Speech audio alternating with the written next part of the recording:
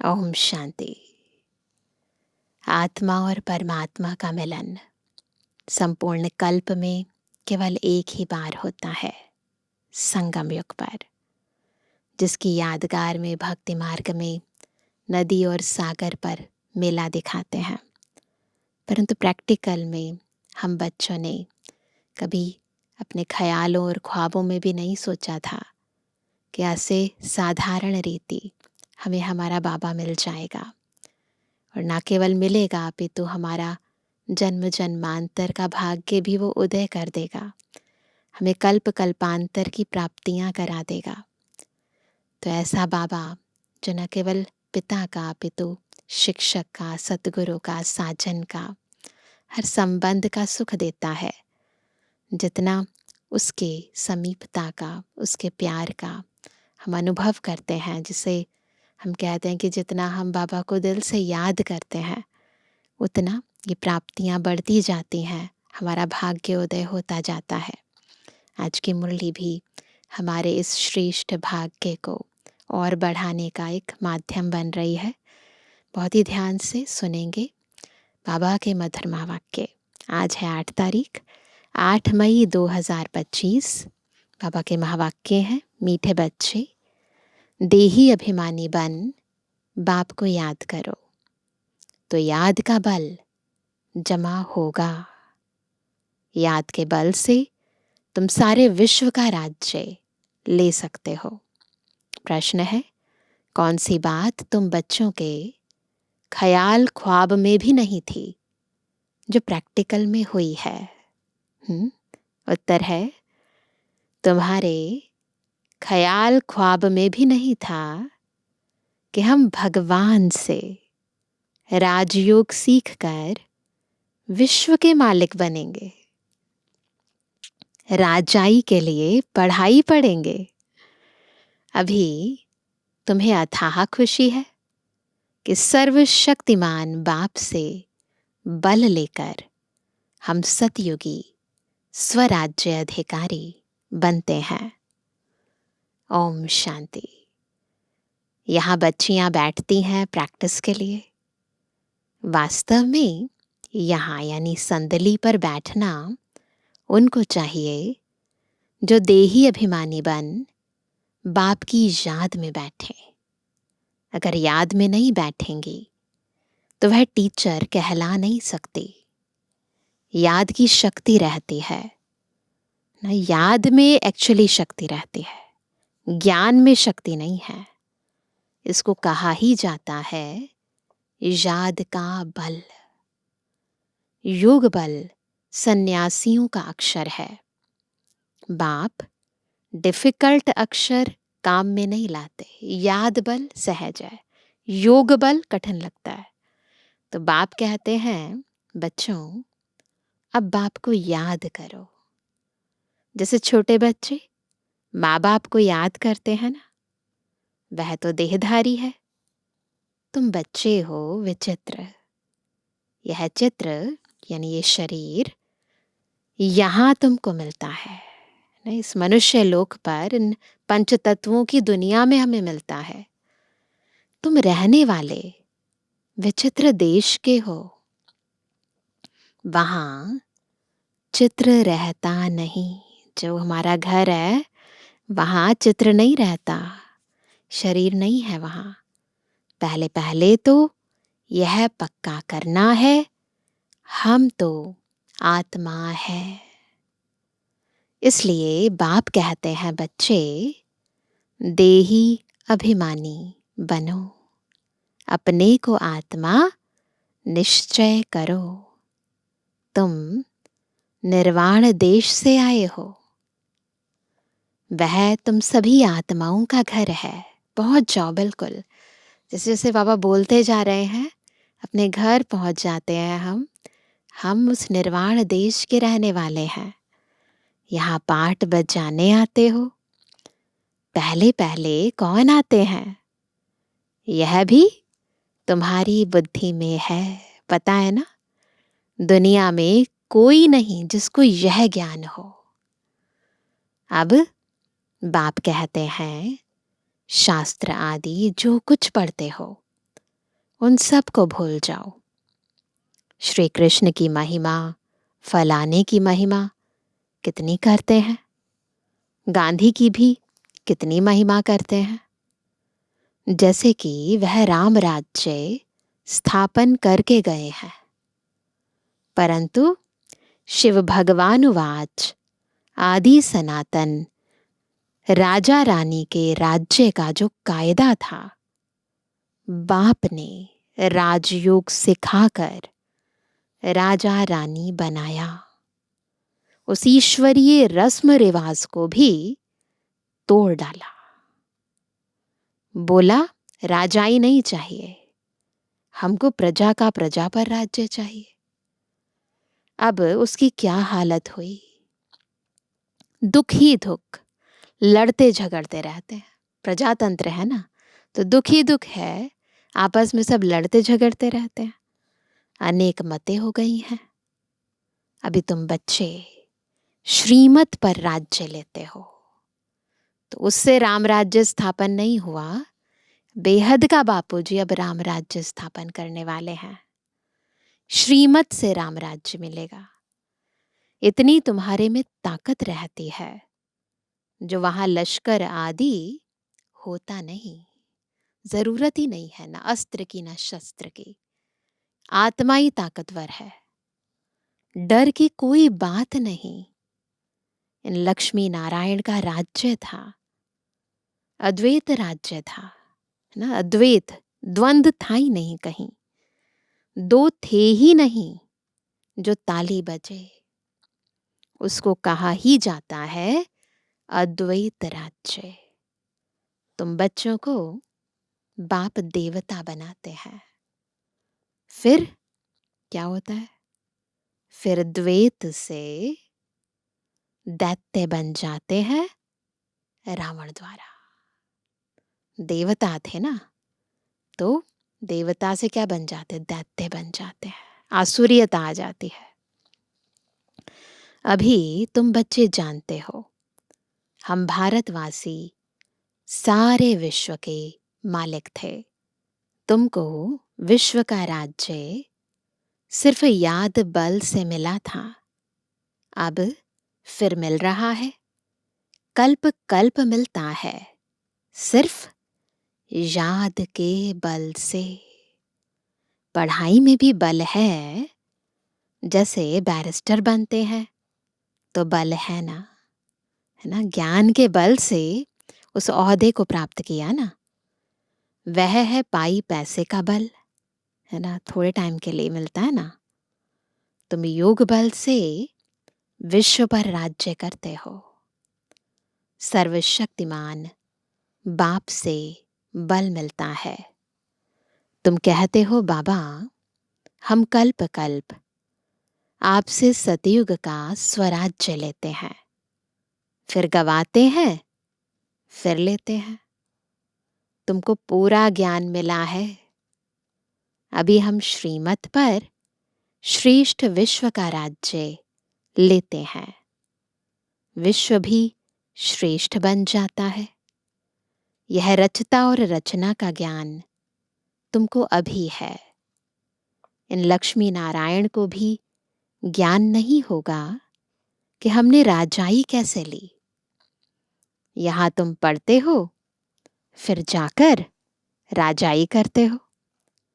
कोई अच्छे धनवान के घर में जन्म लेते हैं तो कहा जाता है ना, इसने आगे जन्म में अच्छा कर्म किया है, दान पुण्य किया है।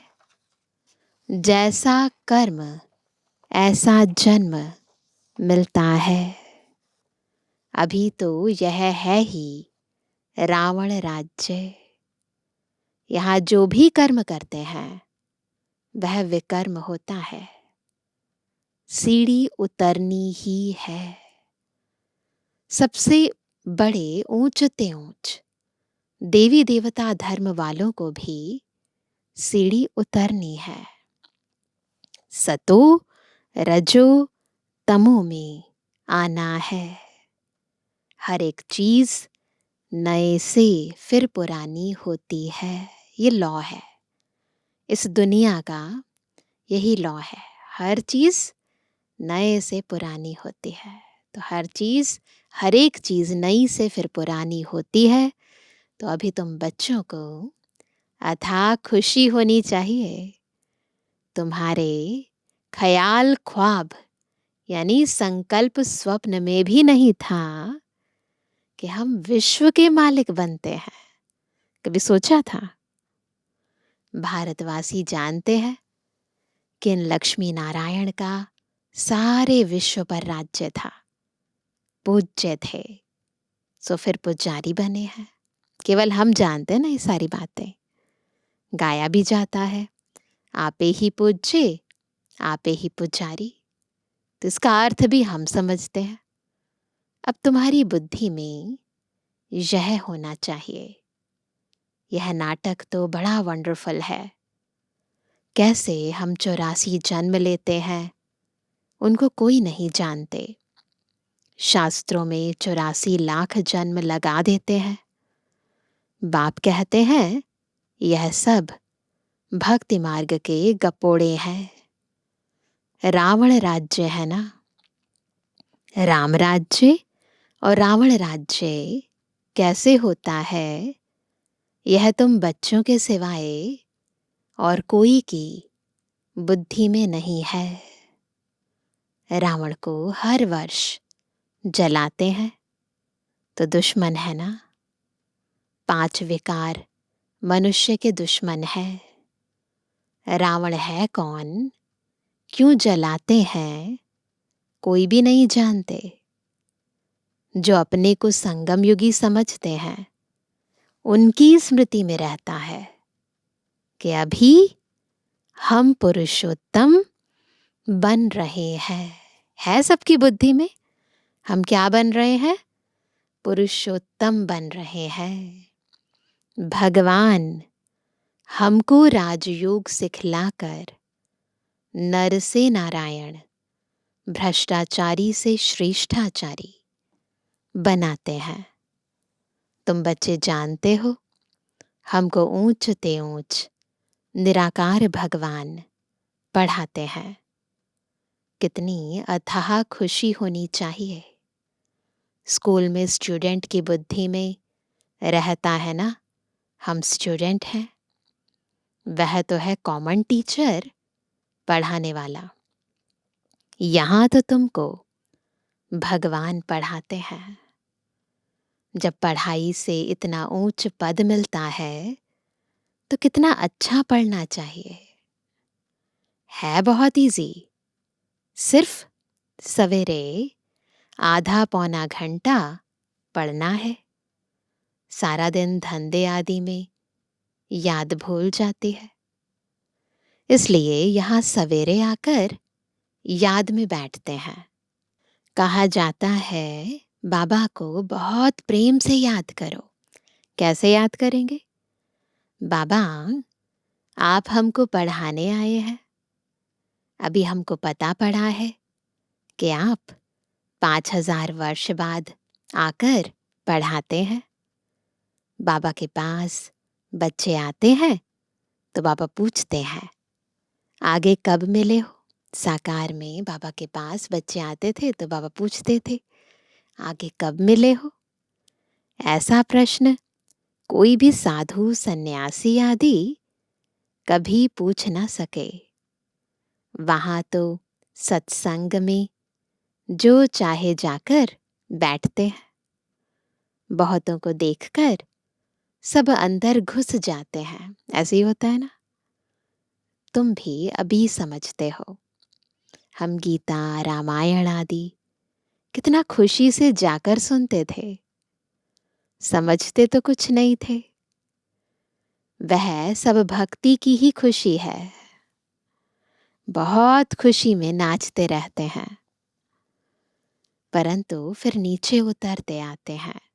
आत्मा की प्रोग्रेस नहीं होती ना, अंदर से आत्मा की अवनति होती जाती है।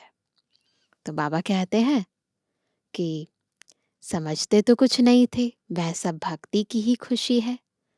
बहुत खुशी में नाचते रहते हैं, परंतु फिर नीचे उतरते आते हैं। किस्म किस्म के हठ योग आदि करते हैं, तंदुरुस्ती के लिए ही सब करते हैं। तो बाप समझाते हैं यह सब है भक्ति मार्ग की रस्म रिवाज। रचता और रचना को कोई भी नहीं जानते, तो बाकी रहा ही क्या।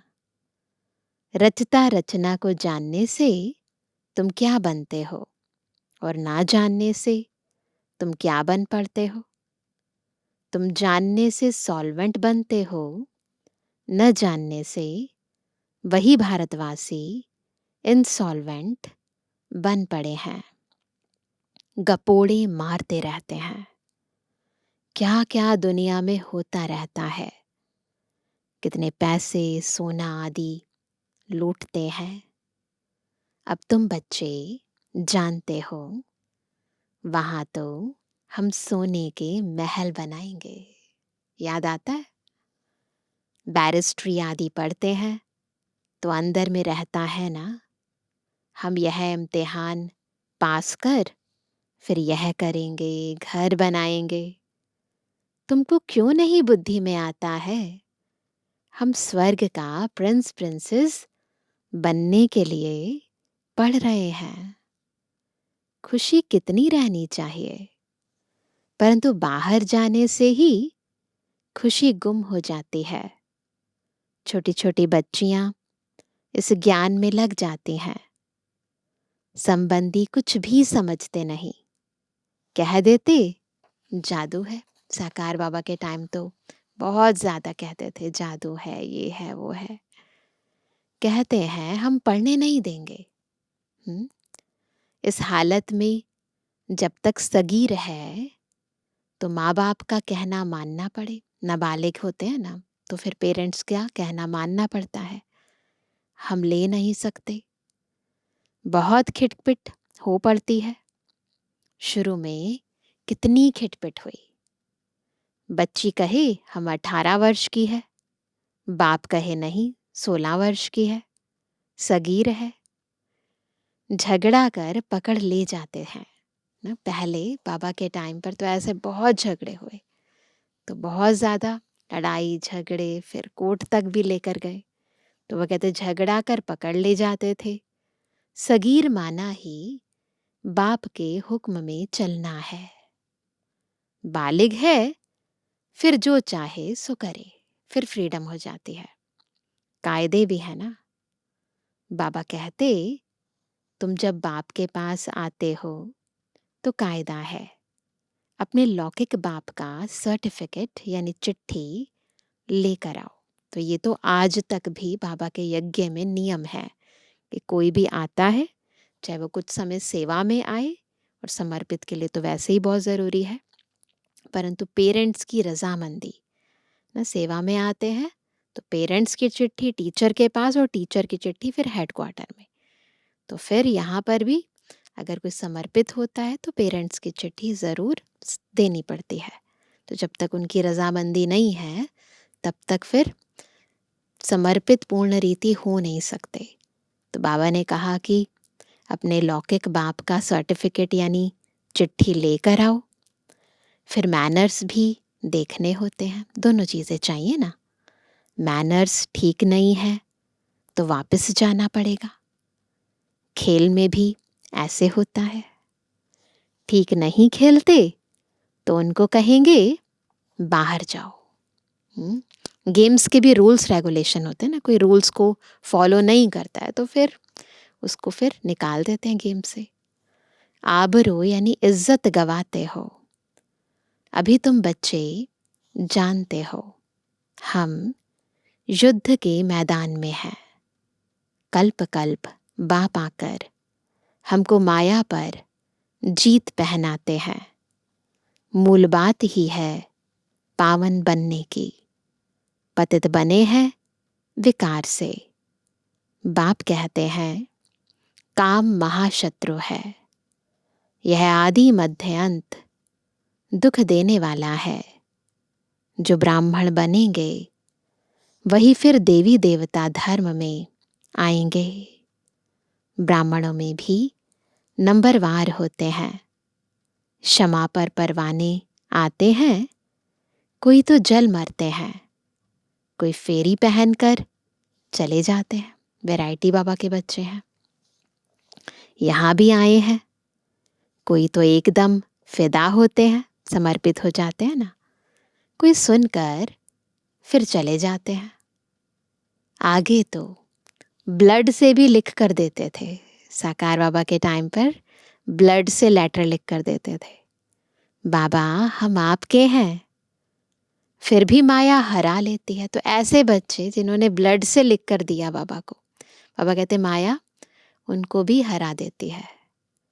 इतनी माया की युद्ध चलती है, इनको ही युद्ध स्थल कहा जाता है। यह भी तुम समझते हो। ये जो माया से युद्ध होती है ना हमारे अंदर, इसको हम ही समझते हैं। परमपिता परमात्मा ब्रह्मा द्वारा सभी वेदों शास्त्रों का सार समझाते हैं। चित्र तो ढेर बना दिए हैं ना। नारद का भी मिसाल इस समय का है। सब कहते हैं हम लक्ष्मी अथवा नारायण बनेंगे। बाप कहते हैं अपने अंदर में देखो, जो कहा ना आईना देखो। पापा कहते हैं अपना अंदर देखो, हम लायक हैं, हमारे में कोई विकार तो नहीं है। नारद भक्त तो सब है ना। यह एक मिसाल लिखा है, एग्जाम्पल एक का दिया है, परंतु पापा कहते भक्त तो सभी है ना। भक्ति मार्ग वाले कहते हैं हम श्री लक्ष्मी को वर सकते हैं। बाप कहते हैं कि नहीं, जब ज्ञान सुने तब सदगति को पा सकें। मैं पतित पावन ही सबकी सदगति करने वाला हूं। अभी तुम समझते हो बाप हमको रावण राज्य से लिबरेट कर रहे हैं। समझते हैं, अनुभव से भी कहते हैं कि कैसे हमारे अंदर से विकार जाते जा रहे हैं, हम निर्विकारी बनते जा रहे हैं। वह है जिस्मानी यात्रा। भगवान वाच मन मना भव। तो यह है रूहानी यात्रा, मन बुद्धि से बाबा को याद करना। बस इसमें धक्के खाने की बात नहीं, पैरों से धक्के नहीं खाने हैं। वह सब है भक्ति मार्ग के धक्के। आधा कल्प ब्रह्मा का दिन, आधा कल्प है ब्रह्मा की रात। तुम समझते हो हम सब बीके का अभी आधा कल्प दिन होगा, है ना। हम सुख धाम में होंगे, वहां भक्ति नहीं होगी। अभी तुम बच्चे जानते हो हम सबसे साहूकार बनते हैं, तो कितनी खुशी होनी चाहिए। तुम सब पहले रफ पत्थर थे, अब बाप सिरौन यानी धार पर चढ़ा रहे हैं। धीरे धीरे पत्थर को मुलायम करते जा रहे हैं। बाप जौहरी भी है ना। ड्रामानुसार बाबा ने रथ भी अनुभवी लिया है। गायन भी है, गांव का छोरा। श्री कृष्ण गांव का छोरा कैसे हो सकता है। तो वास्तव में ब्रह्मा बाबा साधारण रीति पले बड़े, तो गांव का छोरा ब्रह्मा बाबा का गायन है ना कि श्री कृष्ण का। वह तो सतयुग में था, उनको तो झूलों में झुलाते हैं, ताज पहनाते हैं। फिर गांव का छोरा क्यों कहते। गांव के छोरे श्याम ठहरे, है ना। अभी सुंदर बनने आए हो। बाप ज्ञान की सिरौन पर चढ़ाते हैं ना, हमारी सारी कट निकाल देते हैं, सब विकार खत्म कर देते हैं। यह सत्य का संग कल्प कल्प कल्प में एक ही बार मिलता है, बाकी सब है झूठ संग। इसलिए बाप कहते हैं हियर नो इविल। तो ये संग नहीं करना है, ना सुनना है, ना देखना है, ना बोलना है। ऐसी बातें मत सुनो जहां हमारी और तुम्हारी ग्लानि करते हैं। जो कुमारियां ज्ञान में आती हैं वह तो कह सकती हैं कि हमारा बाप की प्रॉपर्टी में हिस्सा है, क्यों ना हम उनसे भारत की सेवा अर्थ सेंटर खोलो। कन्यादान तो देना ही है, वह हिस्सा हमको दो। देखो बाबा क्या क्या युक्तियां बताते हैं। वह हिस्सा हमको दो तो हम सेंटर खोले। तो ये तो बहुत अच्छा आइडिया है, बहुतों का कल्याण होगा। ऐसी युक्ति रचनी चाहिए। यह है तुम्हारी ईश्वरीय मिशन। तुम पत्थर बुद्धि को पारस बुद्धि बनाते हो। जो हमारे धर्म के होंगे वह आएंगे। एक ही घर में देवता धर्म का फूल निकल आएगा, है ना। एक ही घर में देवी देवता धर्म का फूल निकल आएगा, बाकी नहीं आएंगे। मेहनत लगती है ना। बाप सभी आत्माओं को पावन बनाकर सबको ले जाते हैं। इसलिए बाबा ने समझाया था, संगम के चित्र पर ले जाओ। इस तरफ है कलयुग, उस तरफ है सतयुग। सतयुग में है देवताएं, कलयुग में है असुर। इसको कहा जाता है पुरुषोत्तम संगम युग, है ना। 7 डेज की कोर्स की किताब में, है ना, बीच में संगम युग, इस तरफ नर्क, इस तरफ स्वर्ग दिखाया है। सतयुग में है देवताएं, कलयुग में है असुर, है ना। इसको कहा जाता है पुरुषोत्तम संगम युग। बाप ही पुरुषोत्तम बनाते हैं। जो पढ़ेंगे वह सतयुग में आएंगे, बाकी सब मुक्ति धाम में चले जाएंगे, फिर अपने अपने समय पर आएंगे। यह गोले का चित्र बड़ा अच्छा है। बच्चों को सर्विस का शौक होना चाहिए। हम ऐसी ऐसी सर्विस कर, गरीबों का उद्धार कर, उनको स्वर्ग का मालिक बनाएंगे। अच्छा मीठे मीठे के जन्मानी बच्चों पे जुर्मानी बाप दादा का दिल जान सको प्रेम से नंबरवार पुरुषार्थ अनुसार याद क्या रूहानी बच्चों की रूहानी बाप दादा को गुड मॉर्निंग, नमस्ते नमस्ते नमस्ते।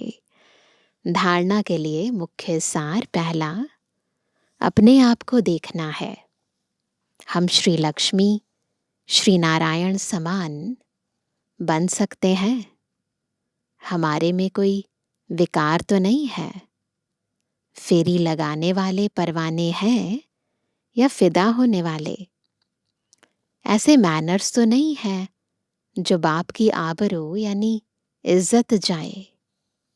दूसरा, अथाह खुशी में रहने के लिए सवेरे सवेरे प्रेम से बाप को याद करना है और पढ़ाई पढ़नी है।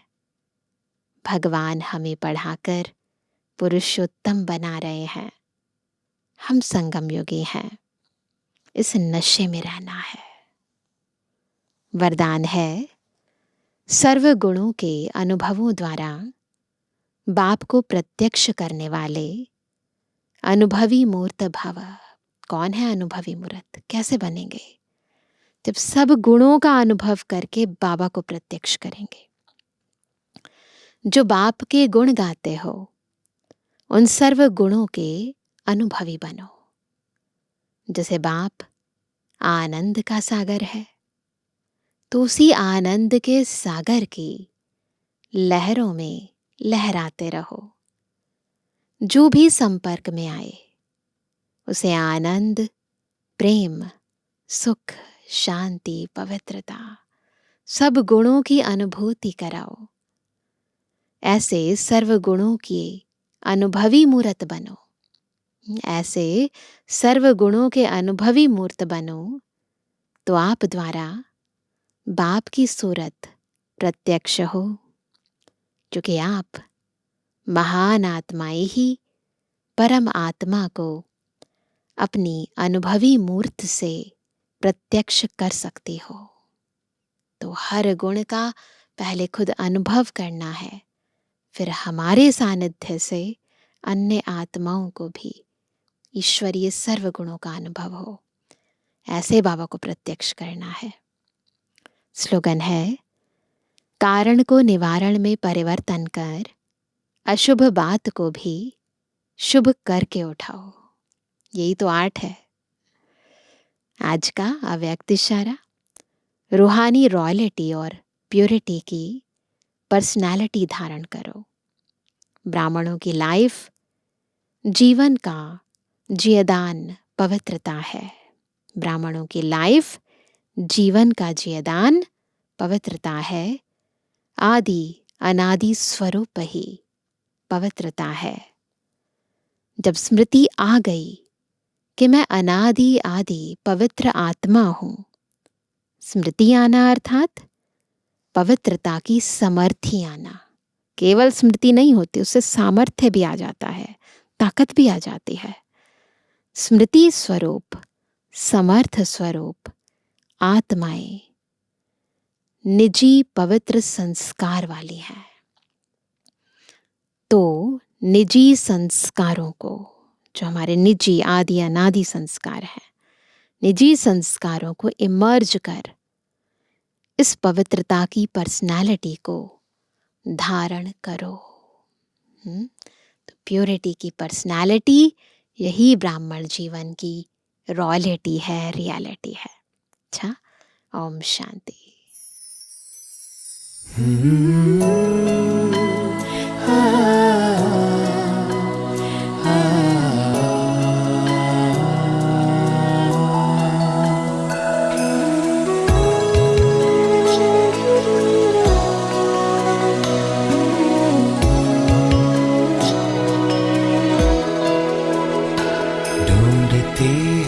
जिसे ढूंढती है, जिसे आज सबकी नजर, खूबियों का वो दरिया मेरा ईश्वर।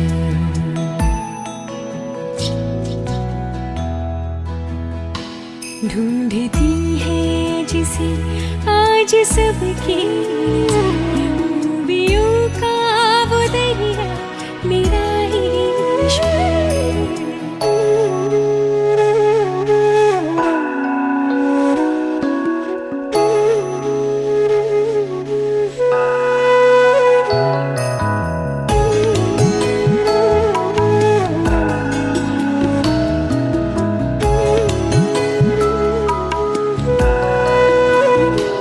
करता मुझको मोहब्बत लो जान से,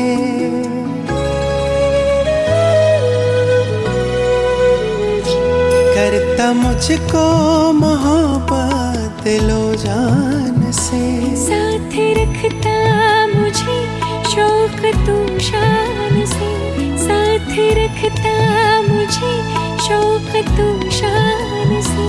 हम तो उसकी वजह से, हम तो उसकी वजह से हुए बेफिक्र, खूबियों का वो दरिया मेरा ईश्वर।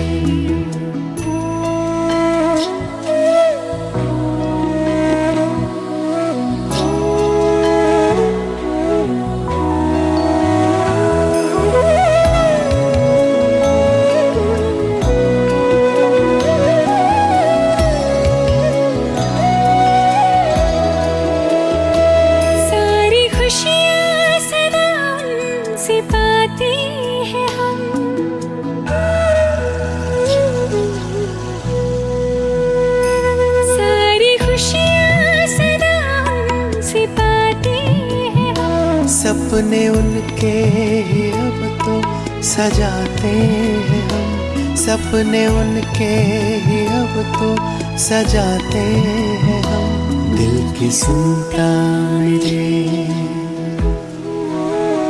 दिल की सुनता मेरे, बन के हम सफर, खूबियों का वो दरिया मेरा ईश्वर।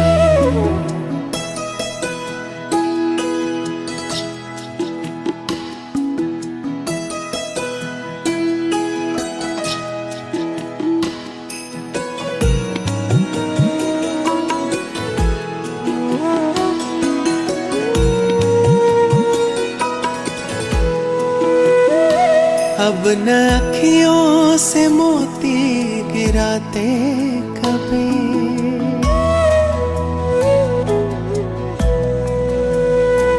अब न अखियों से मोती गिराते कभी। मुश्किलें उसने मेरी मिटा दी सभी, मुश्किलें उसने मेरी मिटा दी सभी। दिखते सुख ही सुख,